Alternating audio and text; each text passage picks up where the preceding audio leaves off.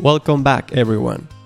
This week, we apply to the Y Combinator Summer 2025 batch with our latest project, Copilot, a voice assistant that runs entirely on your phone, no cloud needed. In this episode, we are diving into our YSeek application experience, what we learned along the way, and how we use tools like Google's Notebook LM to prep our market and competitor analysis in just a few hours. I'm Giorgio Zinaro. I'm Ivan Peña, and this is Bootstrap for Cash. Good morning, Giorgio. How are you doing today? Good morning. Yeah, doing all right. We are on a Friday 16th of May, 2025. If you're in 2030 listening to us, that means somehow we stick to Spotify. Do you remember this video I sent you yesterday from Alex Hormozi about how he managed to grow a followers base? Yes. Yeah. And he was saying, yeah, you need to keep trying.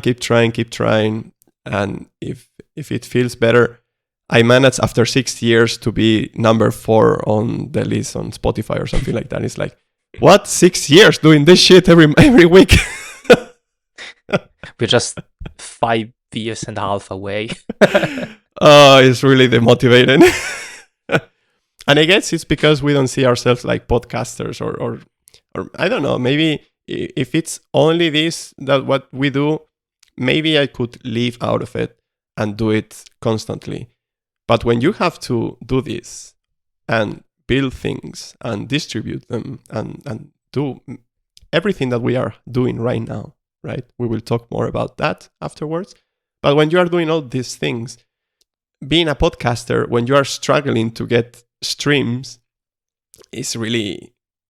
How do you feel about it? I really don't feel that positive. Yeah, well, it is quite demotivating at times because you also don't get... you don't get enough validation on anything you do, actually. Unlike X. We will talk also about that. Yeah, even there, it's really hard to know when you're getting positive validation or not. And sometimes you just need to follow whatever you think is right and keep doing that, right? Like Alex is saying, right? So keep doing that for 6 years. Mm-hmm. And well, obviously, it's not even that easy. I'm sure there are many more examples of people that actually did do that for 6 years, but never got past the point of, I don't know, maybe even some thousands, some 10,000 subscribers, but definitely not the millions that guy has. So obviously, he's very good at something there, and it may be obvious to him, but maybe to others it's not that obvious to figure out how to get there.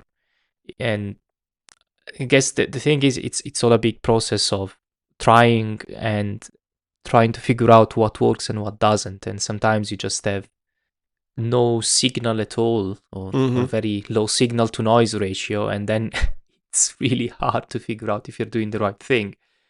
And among so many things that we're doing, among building apps and trying to build up this community on X and Reddit, and doing market research and applying it to accelerators and trying to sell some services.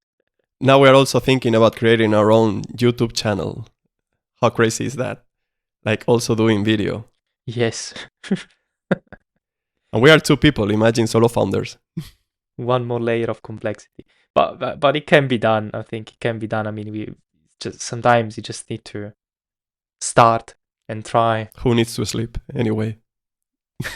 Who needs? Yeah. My grandma always said that. She says sleeping is such a waste of time. You're just sitting there and doing nothing.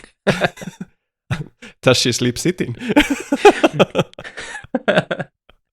That's an interesting way to sleep. So I was asking you before about how you use Notebook LM to create a market research. You did it for our last product that we presented to YC. By the way, did you like the podcast that I generated last week with Notebook LM? Yeah, that's crazy, isn't it? I love that tool. So please tell us a bit more how you used the tool to generate all the data that we had to generate for Copilot. we will talk about EcoPilot. EcoPilot is our new product, by the way. And maybe we can give some context about it. So the idea is, or the plan was that we had to apply to YC, the batch of summer 2025, and we did. And we were wondering what to present, unit text or one of the other products. In the last batch we presented group, didn't go well. They rejected us as expected. And we watched these videos that they sent, like, what is YC asking for right now? And 3 of them were related to voice assistants in a way. And we were working already on a prototype to in kind of like a smart keyboard on Android. And we wanted to do it for both platforms, but we were working on it for Android first. And the idea is that the smart keyboard, it integrates locally LLMs to, 1, transcript your voice, and 2, feed that transcript to another LLM to make things happen, like rework a text on WhatsApp or something like that. And everything is happening locally. So we were working on this prototype, and then we saw these videos from YC, and we said, wait, why don't we create a voice assistant that they're asking for, and everything is happening locally without going to the cloud? That could be something that brings value, because many companies and people, especially in Europe, the regulation land, I think can be quite valuable to build something that is not going to some random cloud, right? So this is why we build EcoPilot. For now, it's a prototype. We will put the link to the website on the comments, so you can go there and join the waitlist. And then Giorgio had to create all this data to apply to YC, like market research, competitors research. So Giorgio, how did you do that with Notebook LM? Or did you do that in one day? Because we should also say that we decided to apply to Y Combinator like 2 days before the application window closed. So we had to be fast, very fast. Dirtily fast. But arguably, that's also what they say, right? That's what they recommend to do, not to overthink it, and just apply that. You say you're never too early or even too late, right? They say it's always a good time to present any product you're building. If anything, they care about progress you make and how fast you are at doing things, which makes sense, because when you're building a startup, especially now in AI, where everything is changing constantly every day and you need to adapt very quickly, you need to be fast, otherwise you will lag behind. And the thing with Notebook LM came, so I had this idea initially, because you can use different sources in Notebook LM, maybe to set context if somebody didn't even hear about Notebook LM yet. It's this very nice free tool from Google that can take some sources in input, and then gives you a chat, AI-powered chat that can do RAG. Basically, it's a form of retrieval augmented generation. So you can read those sources you put in, and you can chat with those sources, or you can also ask it to generate some conversation so that you could, let's say, listen to those sources or even interact with them. Now, I didn't try this one yet, but apparently you get a speaker and you can actually talk to the AI about your sources. Mm-hmm. These are the different ways you can interact with the content you put in.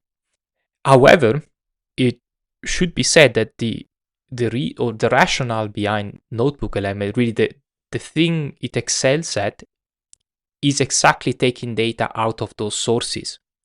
What I mean with that is whatever you're asking then to Notebook LM, whatever questions you're asking to Notebook LM, it will go and look through the sources and give you a reply and provide a citation, provide where it got that information from. It will hardly try to go and look on the internet. Actually, it doesn't have that capability. When you are chatting with it, it will not go and look on the internet. What you can do is take data from the internet. So like you get a link or you even get a YouTube video transcript and you provide it as a source, and then you build up all your sources, and then you can get data out of those sources from the LLM and ask it to rearrange the information for a specific thing you're trying to do. Then I figured something out. I figured if I can't quite understand something, if I'm missing some information, for example, at some point I was trying to look up some information about what the competitors of EcoPilot could be. So initially I gave the Notebook LM some sources about Y Combinator, the startup ideas, what makes for a good startup idea according to Y Combinator. And then I described a bit in the chat what we envisioned for EcoPilot. So I had a very rough overview of what we intended to do. But then I needed more context. I needed, for example, to know, okay, what's the competition out there? And this is not something Notebook LM will excel at. They do have a discover feature. So they've got this very basic discover feature where you can ask it to go and look on the internet. But I found it's very, I don't know how to say, minimalistic. So it takes very little in input. I don't even think the discover feature will look at the sources, but only at the prompt that you give. And this is very limiting. This will not take you very far. So I had this other idea. I asked Notebook LM, based on all the sources I provided so far, to please write, always be kind to AI in case they take over. No, it's too expensive. Some old man said that it's too expensive. It's Google paying anyway. That's true.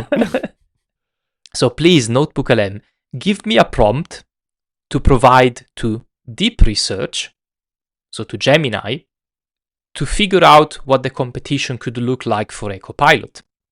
I already described what EcoPilot was, so Notebook LM had all the data to go and look, to understand what would make for a competitor in YC terms and anything it needed about EcoPilot, and you wrote a nice small prompt. I could then copy paste, maybe after some adjustments if needed, I don't quite remember, into Gemini. And from Gemini, I could fire off Deep Research. And now again, to set the context, if somebody does not know, Deep Research is this agentic AI that, well, actually, let's say it's a kind of agent that now exists in multiple places. I think ChatGPT they were the one, OpenAI was the one to pioneer it for ChatGPT, but now it's available in many other platforms too. And I particularly like the one from Gemini, not least because it's free. And what it does, based on your prompt, it will come up with a plan and go and crawl look around in the internet and open many pages, many more pages that you would be able to keep in your brain, decide what matters and what does not matter, and then produce a nice small, let's say, report, really, like a kind of a executive report kind of thing. So we'll produce a small Google Docs about, for example, in this case, about EcoPilot competitors. You can then go back to Notebook LM, add source from Google Docs, and copy that document into Notebook LM. So suddenly now Notebook LM has much more context about what's happening in the internet, or what are its surroundings about EcoPilot and about the EcoPilot competitors especially, which Notebook LM could not figure out on its own. Now, Deep Research it takes a few minutes to do that, but I think that's fine. I mean, if I had to do the same thing manually, it would have taken me at least 3 days. At least 3 days, not less than that. I thought that Notebook LM is using actually Deep Research from Gemini. So according to what you are saying, it seems that it's not. I believe, again, this is based on testing, let's say, so I can't really say what they're doing behind the scenes. I have the feeling that they're using a part of it. Okay. And what I mean with that is that they're probably using the same part, the same component that goes and searches in Google indexing, because I mean it's Google, so they're searching on Google effectively. They are probably generating some queries and generating in their own search index, or finding out in their own search index what is relevant and selecting that as sources. However, the big difference is that deep research is not just that. Deep research starts from a prompt that you give. From that prompt, first it uses reasoning to define a plan. So it will define multiple queries, in fact, that whatever different queries it needs to come up with the initial context. Based on those results, it will even come up with more queries to find more websites, more pages to build up the context. And only after it's done scanning through everything, and I guess this can do it because Gemini context is so huge, it probably takes, it can take literally hundreds of pages, and it shows that when you're using it, it takes hundreds of pages into the context, and then it can sum things up, it can rewrite and again apply reasoning and write a better document in output. So it reasons through that a couple of times. So from your prompt, it goes through reasoning to define a plan, and from everything that it can fetch, everything can crawl and figure out from that plan, then it can produce a good Google Docs, a document. Not only is that document very valuable for you because you can get quite some insights that you couldn't get otherwise, or that you would have taken a very long time to do before, but then you can again feed that into Notebook LM and combine it again with the other sources. So for example, now I could go, now that I added the competition, I could go and ask, so the thing is, you can ask then Notebook LM things about your plan, or the plan you made before, the idea you had before. You can go and ask Notebook LM if that plan makes sense in the context that you gave it initially.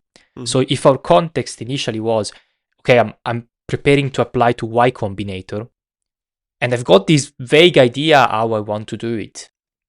And I asked Deep Research to say, okay, please go and look around. How do others do it? Does this make sense or not? Am I completely off? What could be a business plan for this? Then once you've got that data from Deep Research, you've got that nice Google Docs where reasoning was already applied. You're not asking Notebook LM to apply reasoning, which I think it may not even do. I don't think reasoning is running at that level. I don't think Notebook LM is doing that. No, it was too fast finding stuff. I think it's a very good RAG. It's very good at RAG, so it's very good at giving you data based only on what's available in your sources and mixing things from your sources. But then, really based on the reasoning that was already applied, then it can go back and say, okay, this is how you should apply to Y Combinator. This is what I found here. This is also another very nice source I added. This is Dropbox original YC application that they provide as a source. Say, this is how a good YC application is done. Mm-hmm. And you can use that as a reference. You can see how not to be verbose and how to be very concrete and provide all the needed details. And then take the data out of your plan from Deep Research and see if you've got the data to actually fill out that application, or if you're missing something. Maybe you say, okay, wait, I still need to think about that. And then you can go back and say, okay, I still need to figure this part out. In this case, for example, it was the business plan. So based on the market research, I knew enough to know what competitors were doing, but then I still needed to figure out, okay, how can we compete with them? What can we offer that they do not offer? What do we understand here that they do not understand? I think these tools then help a lot in figuring this out. And what are the tips, or what you could find out doing all this research? Like tips to apply to Y Combinator? Well, they tell you a lot actually. So I didn't have to figure out much. I watched some nice videos. I think one is what we said before about not thinking you're too early or too late to apply at any point in your startup journey you could apply. Actually, there are some questions that they ask about if you already have a product or it's just an idea. So actually, they expect people with ideas to apply. Yes, definitely. I don't think they would ever pick us with just an idea. I have somewhat have the feeling, and maybe it's wrong. This is not what they claim, but and it's probably anecdotal. I don't have the evidence. I don't have the data, but I have the feeling that yes, they will accept just an idea, but if it comes from what they call an exceptional founding team. Mm-hmm. So if they've got a team of all, I don't know, MIT top grades graduates, then yeah, they will probably accept just an idea. If it's just us, two idiots out of somewhere in Switzerland, it won't be the case. We need to prove, we need to have more proof of what we can do. Mm-hmm. Well, it makes sense if you think about it. It makes sense, right? Yeah, they need some proof. If you have two candidates, one of them with a track record of success, like he or she, let's say they know what they are doing, and you have these two idiots from Switzerland, they don't have any track record. Yeah, maybe they claim that they are good at X, Y, Z, but there is actually no public record of that. And that's our fault, actually, for not building this public record. Yes, absolutely. And we are suffering about it, right? But yeah, think about it. If you are on their shoes, would you pick the random guys? Of course not. So I don't think it's just an assumption of yours. I think it's reality, how human works, right? Yeah, it makes sense, right? But then, yeah, there are many other recommendations that they give. Again, I don't think I need to repeat them per se because that's what they wrote about. You underestimate this. I told you about it yesterday. Like we should tell these tips and so on you gather during our application, and you say, why? It's just a couple of videos that you need to watch. It's like you're underestimating this. People nowadays don't want to do that. If they find someone that can do the summarization and talk about it, they appreciate that. It's adding value. So don't underestimate this, that you watch a couple of videos, because people like me didn't watch those videos. No, yeah, that's it's a fair point. I think another part that was quite important that, again, they stressed in their recommendation, and again, I think it makes sense because there is a reason why they put those rules there. They ask you to please try to follow the rules, so try to follow the steps that we provide. Mm-hmm. So if they're asking some questions, okay, yeah, they may be optional, but they're usually there for a reason. So if you completely skip what they're asking for, or if you I don't know, maybe you skip especially the founder biographies, and I think this is something we got wrong in the past. Again, I don't, it's not that I don't expect a positive response anyway, but in the past we kind of overlooked that. We didn't feel comfortable sharing too many details about ourselves, or we were very formal about it, and we didn't really share where we feel we are exceptional, where we did something exceptional that not everybody does, and somehow, because of how we are, we didn't go deep into that. We underestimate ourselves. Or we do underestimate ourselves. We don't know how to communicate it. And I think also, Americans are much better at that than we are. Imposter syndrome is also a bitch. Really is. Yes. So one point definitely is going throughout the entire, fill out the entire application, and also the founder biographies. So also share some details. You really need to tell a story. And this is true. This is true of anything you're trying to share with anyone. We are somehow hardwired to listen to stories and fade out. Not just, we just cannot we just can't follow otherwise. We need to hear a story. And again, it's the story of the founders, it's the story of the company, it's the story of how we started working together, why we want to work together, why we are building this. Also the struggles where we are struggling. That's also part of the story. And I think you need to be real, right? Because some of the questions I remember, they were asking one. I don't remember exactly the question, but it's like, how did you manage to hack the system or a system or something like that? And I don't know if it was that question, but I really think that they're expecting some people like you dropped out from school or from university or whatever, like typical American made a big story, like Bill Gates. He dropped out from university and he started doing Windows or coding Windows in his garage, and then he created Microsoft in a very simplified manner. And I don't have that story to tell. And maybe some people, they feel forced to tell such a story. But if there is no story like that, why should you? And I was fine saying, I'm sorry if you expect that. And I was being real here.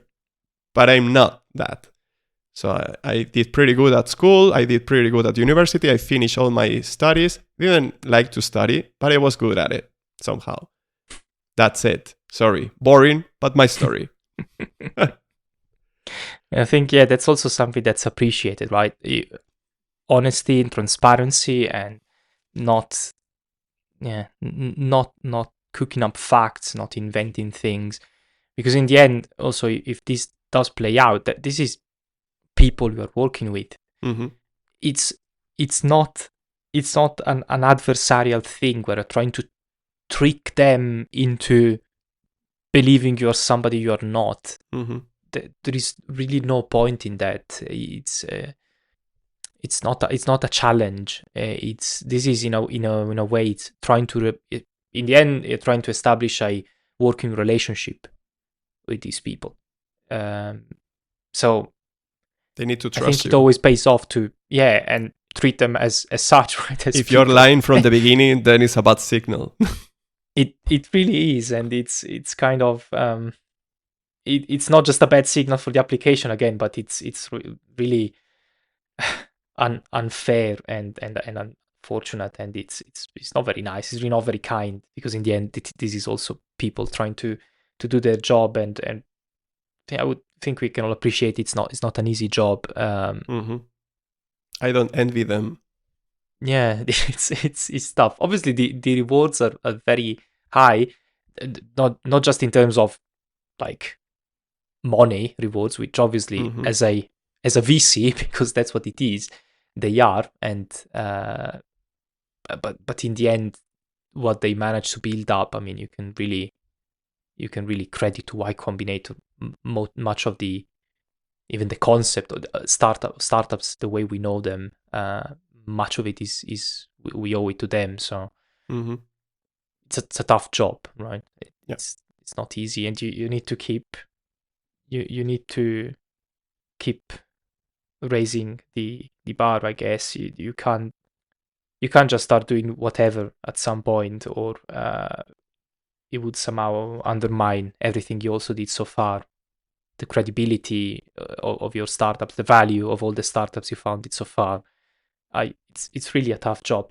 I remember there was that big controversy just a few months back. I don't know if you remember. I think it was last year. They funded a startup. I don't remember the name. Weapons, right? Or something related to weapons? No, well, yeah, that would be even probably more controversial. So somehow it doesn't steer the same emotions, even though it should. Well, it's also a tough discussion to get into. No, it was somehow a bit more stupid, but people felt very strongly about that. But the problem was that they funded a startup that claimed they do many great things with AI, in particular with coding agents. Mm-hmm. Think about Cursor. What they did, in fact, they forked continue.dev, which is an open source it's an open source cursor competitor, right? So it's there, it's available for free for anyone to use. And they forked it, which is like, okay, fair enough. I mean, it's I think it was allowed by the license per se, so they could do that. They could fork it and they could market it as their own. But they still violated some of the license, and they still claimed they did many things which they did not do, because it actually came from the open source stuff. So they claimed they did things where they didn't. And while this was I think it was quite a chaotic situation. Obviously, it was at that time when everybody was just investing with AI without not even trying to understand what's going on. It was a very chaotic situation. If I remember correctly, now I may be wrong, but I think if I remember correctly, they did handle it properly in the end. So they spoke up about it. They mentioned how the project came to be. They also gave some money, some donations to the open source maintainers of the original product. So they kind of played it out well. But yeah, it's not easy. And if you get up, if you somehow get into these kind of controversies, then that could really undermine the work you do, because then suddenly it means you're not that careful about you are funding. Especially when you build up such an empire like they did, right? Like nowadays, you could lose it in one day, 1 week of bad publicity. Yes. So it's all about the reputation. Exactly. So many years to build up such an empire, and then in 1-2 days you lose it because of some controversy, which is fair. But things are not so simple as they seem, right? Yeah, it's never simple. Really, never that simple. So we reached already the 30 minutes episode, and we didn't talk about other topics we had planned today. For instance, that we joined the Google Hackathon, and I think we can talk about this topic in a future episode. Also, when we find out what we want to do for it, we have 1 month, so we need to rush a bit. Then maybe we can give some more details about EcoPilot, and also some tips on how to grow on Twitter or X. We think we found the tricks to do that. We are still experimenting a bit, but we are seeing good results. So yeah, we can share more about it in a future episode. So next episode, we are going to do our first interview. I wouldn't say it's an interview. It's a friend of mine. He went to China because his wife is from China. And he stayed there for a month, and he gathered some information or some insights. And I think since China is not that open to the world, I think bringing some inside view is also helpful, especially when it comes to AI and evolution and technology and so on. So we will have a conversation with Hector next week. It will be our first interview, quote unquote, podcast. So let's see how it goes technically. And then, let's see if it works out and we get more streaming. We are still suffering from the Easter heat. So we are not able to go back to the number of streams we were getting before Easter. And we don't know if it's our content, if it's Spotify, but this is our daily life now, right? You try many different things and you don't know why things work or don't work anymore. So don't manage to get used to it, Giorgio. Guess we just get used to it now. Yes. So I hope you liked it. If you tried out NotebookLM yourself and you have some tips, please leave them in the comments. We hope to hear from you soon. Thank you for listening. Bye.